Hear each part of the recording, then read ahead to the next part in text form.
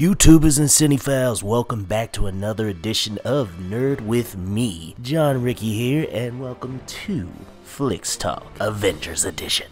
Well, right now, Avengers Infinity War is killing it at the box office and owning the world, kinda like Thanos. Obviously, it was a great film, and everyone loves it and can't stop talking about it, so on and so forth. And I see a lot of people coming up with cast lists, like if it was made in a different time, particularly in the 90s. And that's all well and good, yeah, Keanu Reeves as Doctor Strange, yeah, that would be cool. Blase, excellent.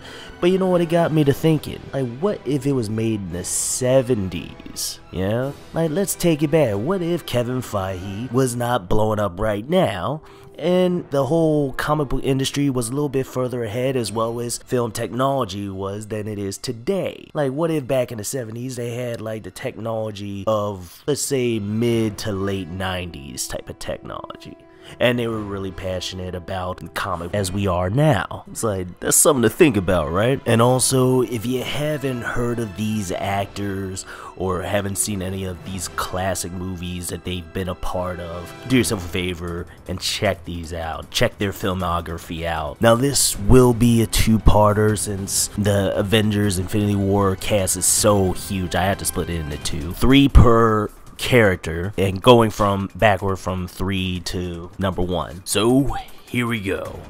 Now, number 1, we're going to start with the character that started the MCU in the first place, and that is Iron Man, played expertly by Robert Downey Jr. present day.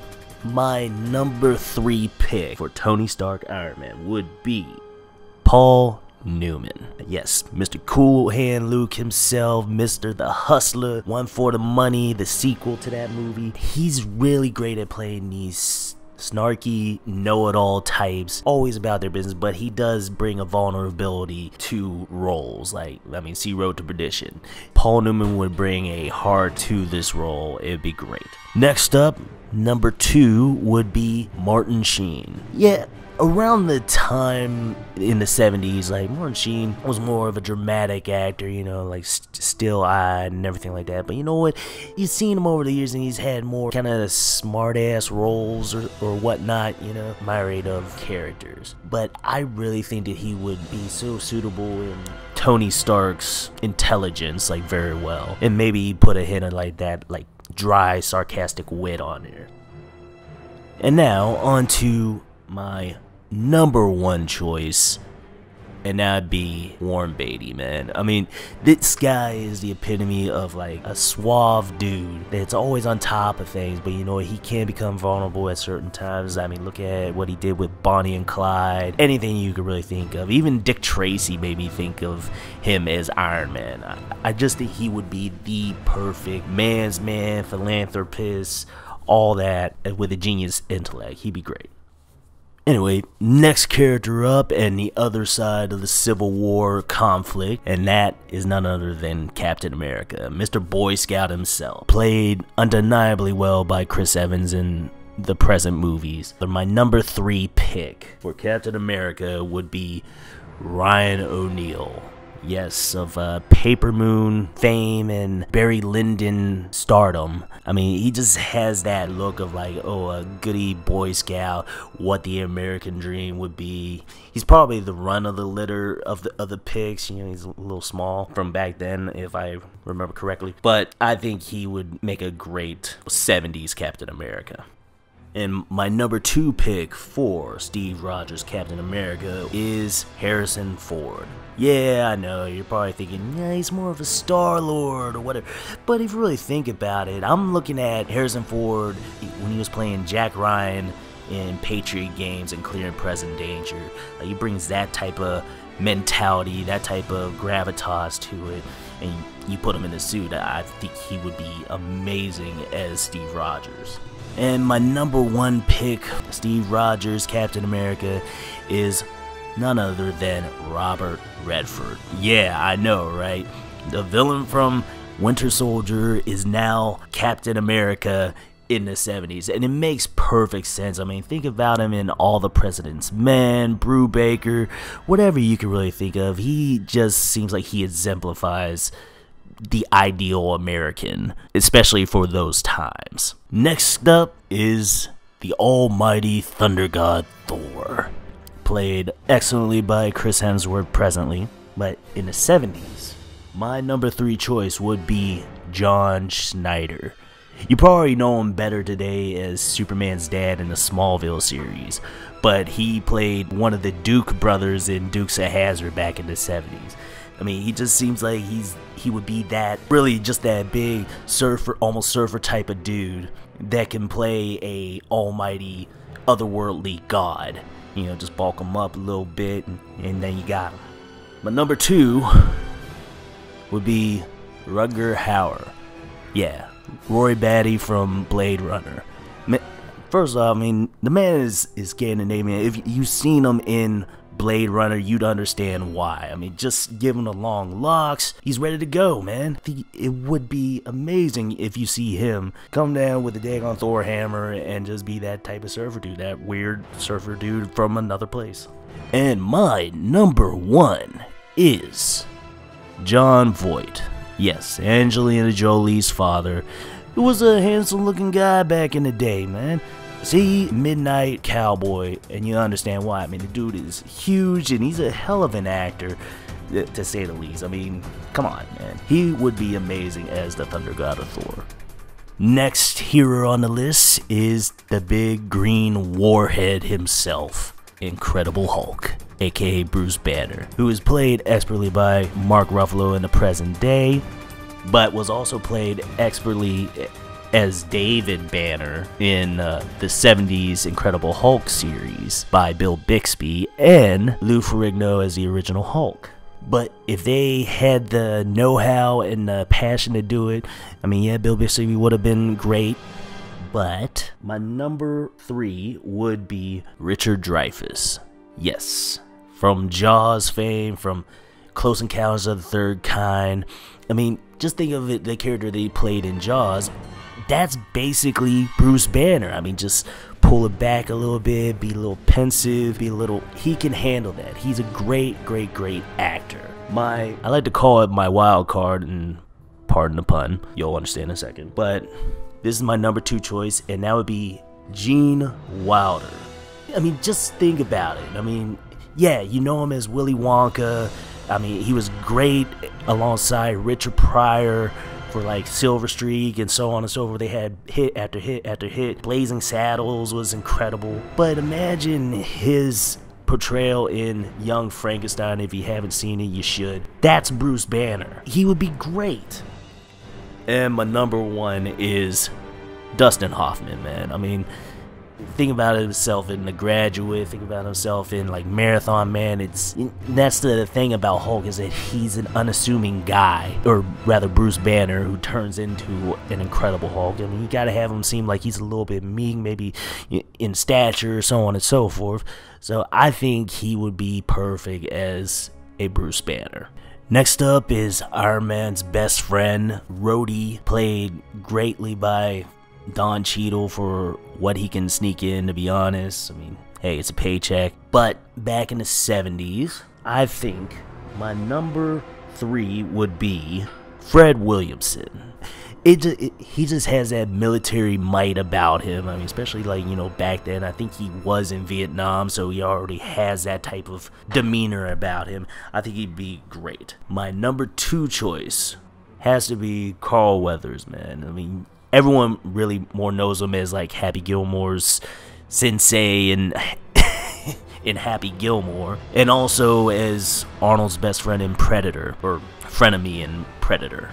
But I think probably back then, especially after playing Apollo Creed, like he would have been great as a number 2 to one of the best superheroes ever. And my number 1 is Richard Roundtree, man. Shaft himself. I think he would fit well as militant about his business, but maybe go rogue on a whim, especially for his best friend. I think it would have been cool. Anyway, that leads me to Black Widow, played excellently by Scarlett Johansson.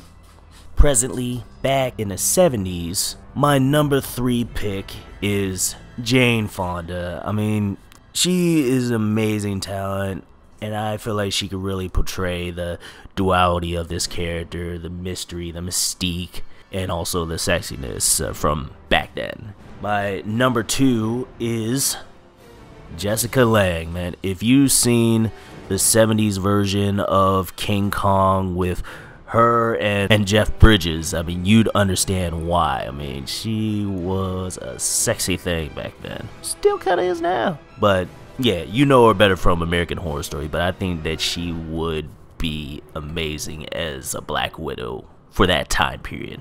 And my number 1 pick for Black Widow is none other than Sigourney Weaver. Fresh off her victory as one of the best female characters in cinematic history, and that is Ellen Ripley off of Alien. I mean, she is amazing in that movie, especially with where she went with. After that, you're just like, it works. She would work so well as this former Russian operative that turned to the other side. I think she'd be great. And now on to her partner in crime, Hawkeye, played by Jeremy Renner. Man, I really wish they'd do a little bit more with him, but hey, he's amazing as Hawkeye. I would like to see another movie with him in it. But for back in the 70s, I think my number 3 is Robert De Niro. I'm thinking of him during his Taxi Driver days where he played like the psycho, but I mean, he's mostly known for that, and he will commit to a part so well. I don't know, just something about me thinks that he could really handle the type of character that he is. He's kind of like the Rock of the whole team, to be honest, and I think he'd really fit that well. My number 2 for Hawkeye is the other side of the coin. That's Al Pacino. I mean, I just feel like he could really bring in the groundedness of that character, and probably could shoot a bow pretty good. And my number 1 for Hawkeye is none other than Burt Reynolds. Mainly because of his role in Deliverance. Like, if you've seen Deliverance, he's basically the sharpshooter with a bow, and that's what really made me think of him as that one, you know, and he knows that he's good. So I think he would make a very damn good Hawkeye who's really confident about his skills. Next up is the Commander-in-Chief himself, the Commander of S.H.I.E.L.D., and that is Nick Fury. Played excellently by Samuel L. Jackson. I mean, nobody can replace him. But that Nick Fury is from the Ultimate Edition of Nick Fury, and they modeled it after Samuel Jackson. But this one is going to be based off of the original one. So here we go. Number 3 is Gregory Peck. Yeah, I mean, they always depicted Nick Fury as an older gentleman. I mean, I can see Gregory Peck's regal Deliverance work well for a know-it-all type of operative that is Nick Fury. Number 2 is Kirk Douglas. I'm basing this off of almost everything. I mean, like, he was great in Spartacus, you know, among other things, like on Paths of Glory, and even Gunfight at the OK Corral, where he played Doc Holliday. And you can't deny that chin, man. I mean, he would work well in a 70s version of Nick Fury. And my top choice for Nick Fury is none other than the man, the legend, Clint Eastwood, man. I mean, look, do I need to say it? Dirty Harry, freaking Man with No Name trilogy, Fistful of Dollars, Good and Bad and the Ugly, Few Dollars More, so on and so forth. I mean, just put an eye patch on his eye and you got Nick Fury, man. He would be excellent. And finally, for this side of the list, last but not least, Loki. Played expertly by Tom Hiddleston. Definitely one of the best villains of the MCU, right next to Thanos and Killmonger. Oh my god. Yeah, back in the 70s. My number 3 choice has to be David Bowie, man. I mean, it's just like his look would work so well as the mischievous god of trickery that is Loki. I mean, and he just seems like he would just have so much fun with this role, and it would work so well. My number 2 pick for Loki is Peter Sellers. I mean, really, just imagine Imagine Peter Sellers, the Pink Panther, Dr. Strangelove. I mean, he would be awesome as a god of mischief, especially bringing out like the comedic elements of his trickery. I mean, Peter Sellers would, well, for lack of a better word, he would sell that so well, and you would believe every minute of it, and it would just be an incredible performance. And my number one pick for the god of mischief is Malcolm McDowell, man. I mean, look, watch Clockwork Orange. Yes, it's a very sardonic and dark movie, but there is so much like comedic timing with that character, and you can feel the pain that he's feeling. He even makes this villainous character seem, you're like, man, I feel bad for this guy. Trust me, you watch Clockwork Orange, you understand exactly what I mean. But Malcolm McDowell, he would be incredible. Anyway, YouTubers and Cinephiles, that is the end of part 1 of Avengers list, man. Notice that I only went through most of the main characters from the original Avengers movie. Part 2 will basically bring us up to speed with the rest of the characters for Infinity War. But anyway, YouTubers and Cinephiles, what do you think of the list? I mean, do you think you can add on to it? Do you like it? Comment, like, subscribe to Nerd With Me. Let's talk about this. Let me know what you think. You have a good day, YouTubers and Cinephiles. I'll see you very soon.